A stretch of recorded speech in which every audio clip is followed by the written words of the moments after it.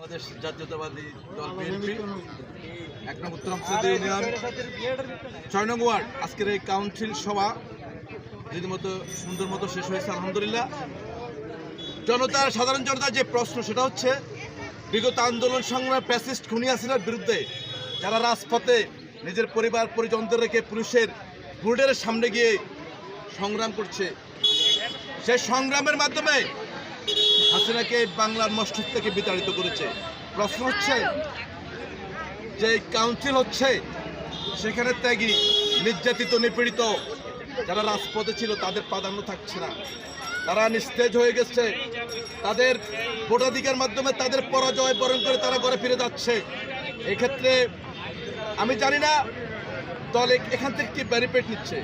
আমার সাধারণ কর্মীরা যারা এখনো এই সকলকে নিয়ে ভাবছে, যারা আওয়ামী লীগ পরিবারের লোকজন তারা কিভাবে এই ফর্ম কিনে দলীয় ফর্ম, আমি প্রশ্নটার জবাব আমাকে এখনো কেউ দিচ্ছে না।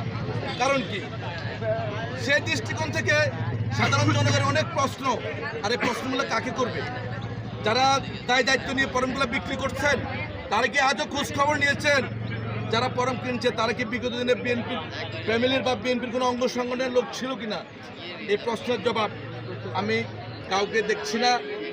আরেকটা কথা বলছি, অতি দুঃখের বিষয় যেটা, আমরা কষ্ট করে ছাত্র জনতার গণ অভ্যুত্থান হাসিনাকে বিতাড়িত করেছি, কিন্তু এখন যে কাউন্সিল হচ্ছে এখানে সামাজিক প্রেস ক্লিন ইমেজ কোনো লোক আজ রাজনীতিতে এই কাউন্সিল সবাই ভোট করতে আসছে না।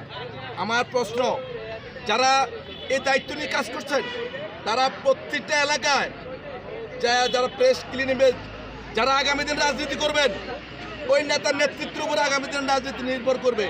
আমরা যদি ভালো লোকজন এই রাজনীতিতে অনুপ্রবেশ না করতে পারি আমাদের রাজনীতির স্থায়িত্ব হবে না। তাই সকল ছাত্র জনতা এবং আমার এই সকল যুবদল, ছাত্রদল, স্বেচ্ছাসেবক দল, বিএনপির অনেক নেতৃবৃন্দ এখানে আছেন। আসলে এই কাজ শুধু আমার একা না, শুধু প্রেস মিডিয়া যে কাজ তাদের না, আপনারও দায়িত্ব আছে। আপনি আপনার জায়গা থেকে এই এই অনিয়মের বিরুদ্ধে সোচ্চার হতে হবে।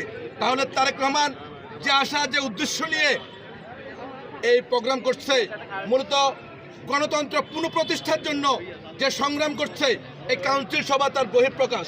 অতএব আপনাদেরকে সোচ্চার হতে হবে।